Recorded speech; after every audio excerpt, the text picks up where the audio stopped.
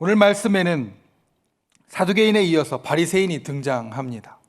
사두개인은 어제 말씀드린 대로 사독이라는 이름에서 비롯되었고, 그 제사장 사독이라는 이름에서 비롯된 대로 이들은 제사장과 관련된 사람들이었으며 로마에 가까운 사람이었고, 당시에 모세 오경에 중점을 두어서 그들의 신앙생활 또 그들의 마음을 잡아간 사람이라고 이야기를 드렸습니다. 바리새인들은 이 사두개인들과는 좀 달랐습니다.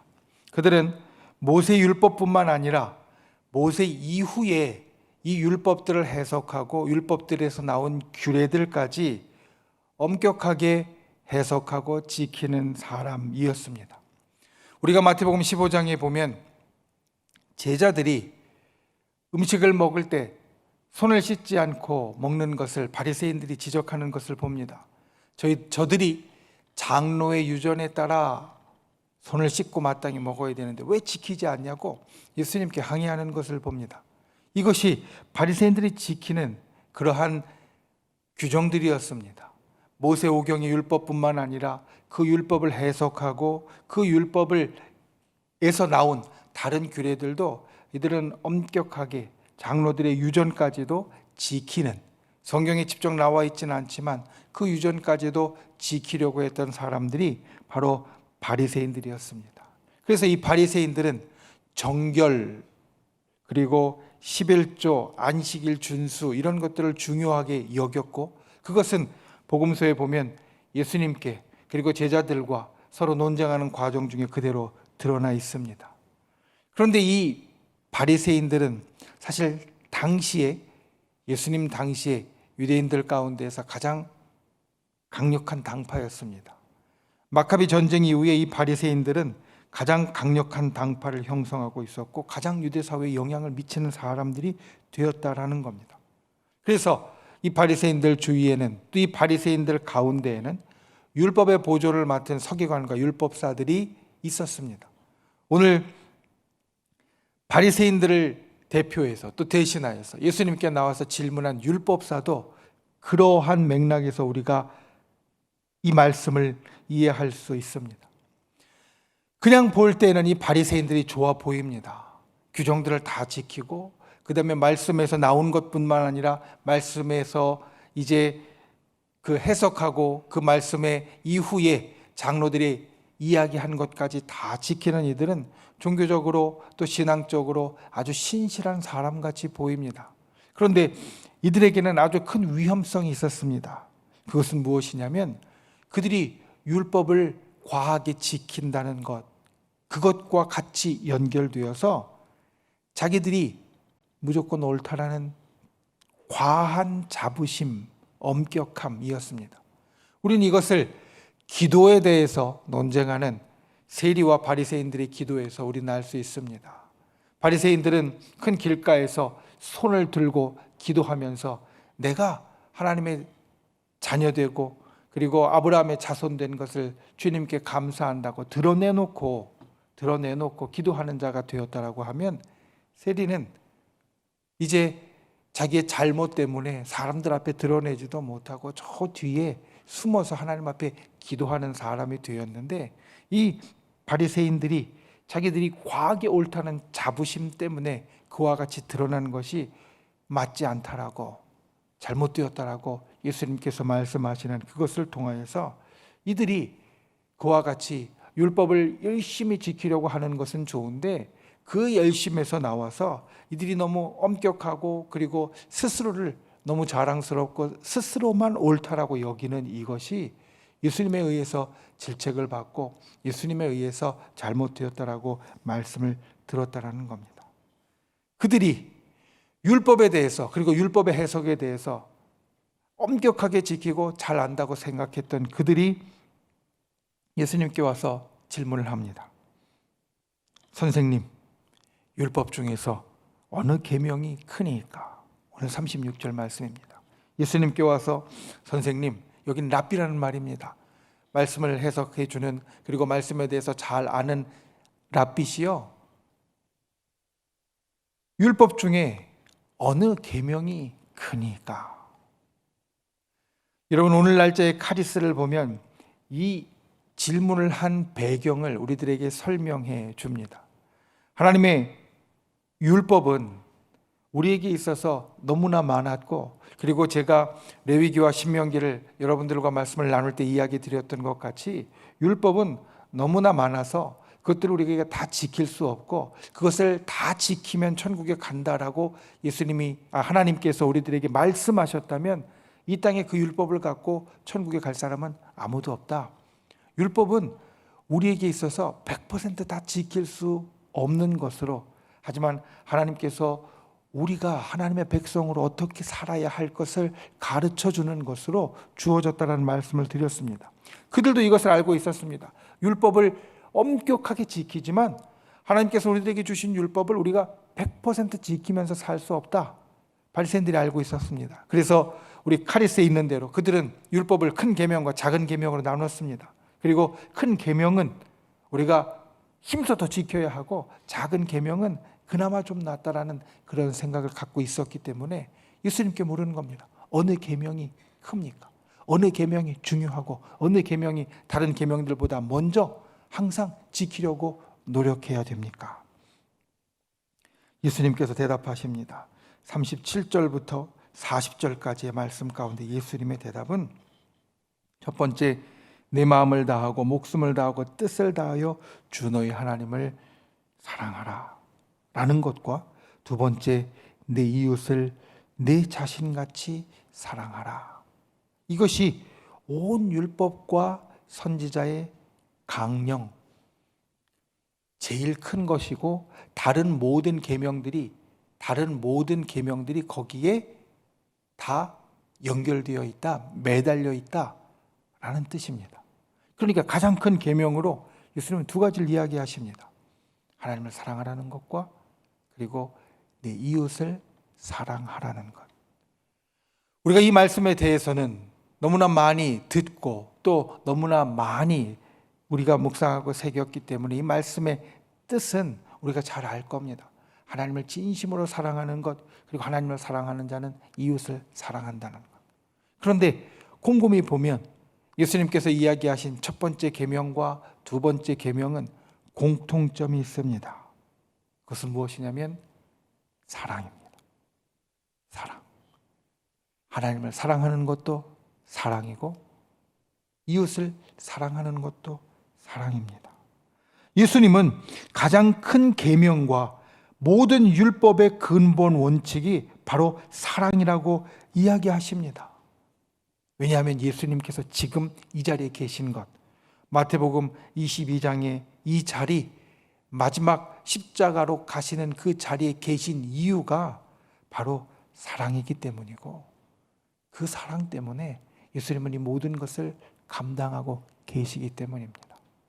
하나님께서 우리에게 예수 그리스도를 보내주신 것도 사랑 때문이고, 하나님께서 오늘의 이 모든 상황 가운데에서도 이 고난주간에 우리를 불러서 또 이와 같이 기도하게 하시며 이 가운데 역사하시는 것도 사랑 때문이고, 그리고 마지막 때에 우리를 천국으로 들이시는 이유도 우리가 잘해서가 아니라 바로 하나님의 사랑 때문에, 하나님의 사랑 때문에 그 모든 것들이 우리들에게 일어납니다. 여러분, 우리가 이 고난주간에 이것을 기억해야 합니다. 주님 앞에 있어서 가장 큰 것은 사랑입니다. 우리에게 있어서 가장 큰 것도 사랑이어야 합니다. 사랑하는 분들이 되시기를 바랍니다. 마음 가운데에서 진심으로 깊은 곳에서 사랑하는 분들이 되시기를 바랍니다. 바리새인들에게 없었던 것이 바로 그것입니다. 바리새인들에게 없었던 것이, 율법을 엄격하게 지키는 것은 좋은데 나는 엄격하게 지키는데 너는 왜 못 지키냐고 그들에게 손가락질하고 그들에게 지적하고 그들을 품어주지 못한 것, 이것이 하나님 앞에 옳지 못했기 때문에 예수님은 오늘 바리새인들에게 성경의 가장 큰 것은 사랑이라고 이야기합니다. 우리가 아무리 말씀을 많이 알고, 우리가 아무리 기도를 많이 하고, 우리가 아무리 하나님 앞에 옳게 사는 것 같아도 사랑이 그 속에 없으면 그건 진짜가 아니라는 말씀입니다. 이 고난 주간에 이 사랑의 마음을 진심으로 깊이 품는 분들이 되시기를 바랍니다. 우리의 말 가운데, 우리의 행동 가운데 사랑이 항상 가득 담겨 있는 분들이 되시기를 바랍니다. 여러분, 우리는 이 사람의 마음에 사랑이 있는가 없는가 사실은 말하지 않아도요, 때로는 압니다. 그 사람의 눈빛만 봐도 알고, 그 사람의 말투만 들어도 사실 압니다. 이 사람이 내게 좋은 말을 해주는 것 같은데 그 말이 진짜 사랑해서 해주는 건지, 아니면 그 속에 다른 꿍꿍이가 있는지, 똑같은 말을 해도 우리는 느낄 수 있습니다. 그래서 우리 한 사람 한 사람이 마음 가운데 사랑을 진짜 품을 수 있어야 합니다. 예수님께서 이 땅에 오셔서 우리를 구원하실 때 오늘 복음서에는 똑같은 말씀을 하셨더라고 할지라도 예수님의 마음 가운데 우리를 향한 사랑이 없었으면, 그냥 예수님께서 우리를 향한 사랑보다 죄인인 너희를 내가 구원하리라 라는 다른 마음, 사랑이 아니라 다른 마음으로 만약 이와 같은 것을 행하셨다면, 사실 행하실 수도 없었겠지만 만에 하나라도 사랑이 아닌 다른 마음으로 우리가 예수님이 이것을 행하셨다면, 사실 우리가 오늘 이렇게 나와서 예수님의 고난을 새기고 아파하고 그 가운데 함께 하려고 하지 않을 겁니다. 예수님의 모든 것이 우리를 향한 사랑에서 나왔기 때문에, 우리가 그 사랑을 알기 때문에 지금 이 자리에 기도하는 자로, 또 이 자리에 이 고난 주간에 예수님을 기억하는 자로 우리가 여기에 앉아 있다라는 것. 저와 여러분이 오늘 예수님의 말씀처럼 이 가슴에 깊은 사랑을 품는 분들이 되시기를 바랍니다. 가슴에 예수님이 우리를 향하여 보여주신 그 사랑이 우리도 예수님을 향하여, 우리도 다른 사람을 향하여 품을 수 있는 분들이 되시기를 바랍니다. 우리의 말과 우리의 행동과 모든 것이 주님을 닮아 사랑에서 나올 수 있는 분들이 되시기를 주님의 이름으로 축원을 드립니다. 그리고 이어서 오히려 이번에는 예수님께서 바리새인들에게 묻습니다. 41절부터 보면 예수님께서 바리새인들이 모였을 때 그들에게 물으셨다, 이렇게 이야기하십니다. 보통 때 사실 예수님께서 물으신 경우가 거의 없습니다. 물으신 경우가 가끔 있습니다. 바리새인들이나 다른 율법사들이나 서기관들이 예수님께 물어왔을 때, 질문을 했을 때 역으로 그때 물으신 경우들은 있지만, 이렇게 모였을 때 예수님이 먼저 찾아가서 물으신 경우는 없습니다. 하나님의 말씀을 지키는 사람들, 바리새인들은 말씀드렸듯이 열심히 율법을 지킨 사람들이었기 때문에 그 말씀을 지키는 사람들이었던 바리새인들에게 예수님께서 가서 묻는 것, 오늘 말씀의 제목이 주님이신 예수 그리스도인데, 이 주님이신 예수 그리스도인 것을 예수님은 가서 묻습니다. 그리스도에 대하여 어떻게 생각하느냐, 누구의 자손이냐. 이들이 율법을 잘 알기 때문에 다윗의 자손이다라고 대답합니다. 그런데 예수님께서 하시는 말씀이 이것입니다. 그렇다면 시편에 나오는 이 말씀, 시편 110편 1절 말씀인데, 주께서 내 주께 이르시되 내 우편에 앉아 있으라 라는 이 말씀은 어떤 말이냐. 만약 그리스도가 다윗의 자손이면 다윗이 왜 자기의 자손에게 주라고 이야기를 했느냐 라는 이야기입니다. 여기에서 주께서 내 주께 이르시되는, 사실은 원어를 보면 이렇게 되어 있습니다. 야훼 하나님께서 내 주인에게 이르시되, 우리는 똑같이 주라고 번역을 했지만 때로는 하나님을 주님이라고 번역하신 그 말씀대로 하면 첫 번째 주께서는 하나님을 이야기하고요, 두 번째 주는 주인을 이야기합니다. 그러니까 하나님께서 내 주인에게 이르시되 내 우편에 앉아 있으라 라는 것을 다윗이 성령에 감동되어 말했는데, 다윗 자기의 자손에게 내 주인이라고 이야기한 것은 어찌 됨이냐. 바리새인들에게 이것을 이야기합니다. 그래서 이 45절 말씀에 보면 다윗이 그리스도를 주라 칭하였은즉 어찌 그의 자손이 되겠느냐. 너희들이 그리스도를 다윗의 자손이라고 생각하고 있지만 그 그리스도는 바로 너희의 주인이시고, 그리고 하나님께서 너희의 주인으로 너희에게 주신 분이시다. 우리가 예수 그리스도를 기억할 때 다윗도 주님으로 불렀다라는 이 예수님의 말씀을 생각할 수 있어야 합니다. 우리가 예수님을 기억할 때 예수님의 다른 어떤 것보다 그리스도이고 다윗의 자손이시고 또 세상의 말대로 세상의 성인 중에 한 분이시고 여러 이야기들을 우리가 예수님께 대하여서 할 수 있지만 가장 중요한 것은 그리스도가 나의 주인인가? 나의 주인인가? 아닌가? 바리새인들에게 없었던 것이 바로 이것입니다. 그리스도가 그들의 주인이 되어야 하는데 그리스도를 그냥 다윗의 자손으로만 보고 있었기 때문에 그들이 예수님을 온전히 믿고 예수님께 나아갈 수 없었고 이 모든 일들 가운데 예수님과 반대되는 방향으로 갈 수밖에 없었다라는 겁니다.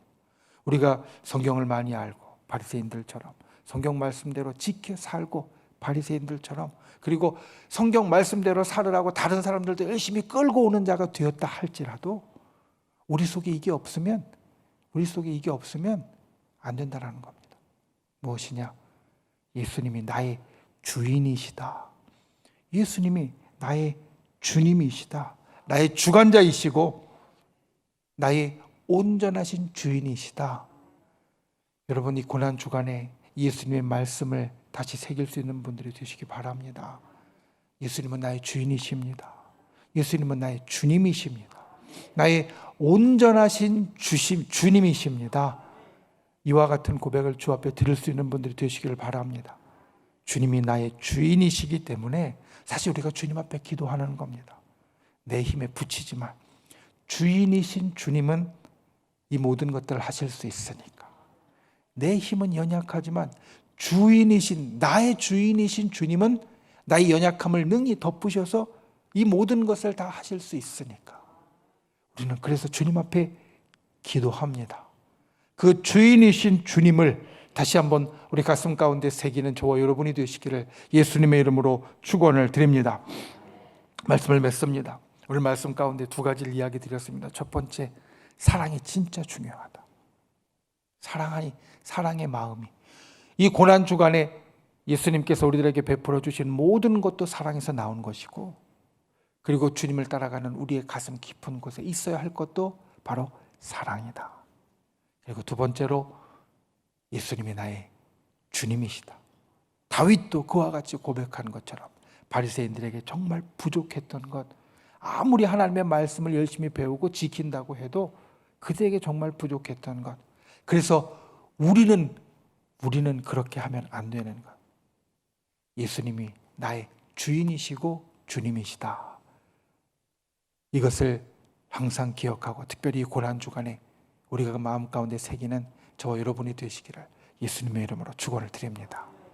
우리 시간 함께 찬양하고 말씀을 생각하며 기도하길 원합니다.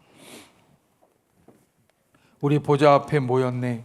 우리 함께 가사를 생각하며 주님 앞에 나온 우리의 모습들을 생각하고 구원이 주님으로부터 우리에게 베풀어진다는 것을 기억하며 특별히 오늘 말씀 가운데 우리에게 주신 것처럼 예수님의 사랑이 나의 사랑으로, 그리고 예수님의 주인 되심이 나의 주인 되심으로 주님 앞에 언제나 분명하게 세워지게 해달라고 우리 함께 찬양하고 기도하겠습니다.